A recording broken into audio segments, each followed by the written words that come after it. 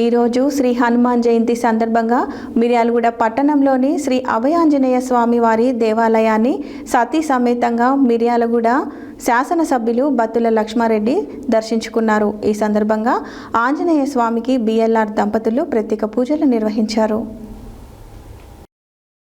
ఈరోజు శ్రీ హనుమాన్ జయంతి సందర్భంగా మిర్యాలగూడ పట్టణంలోని శ్రీ అభయాంజనేయ స్వామి వారి దేవాలయాన్ని సతీ సమేతంగా మిర్యాలగూడ శాసనసభ్యులు బత్తుల లక్ష్మారెడ్డి సందర్శించుకున్నారు.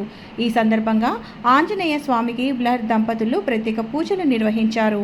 అనంతరం భక్తులకు అన్న ప్రసాద వితరణ చేయడం జరిగింది.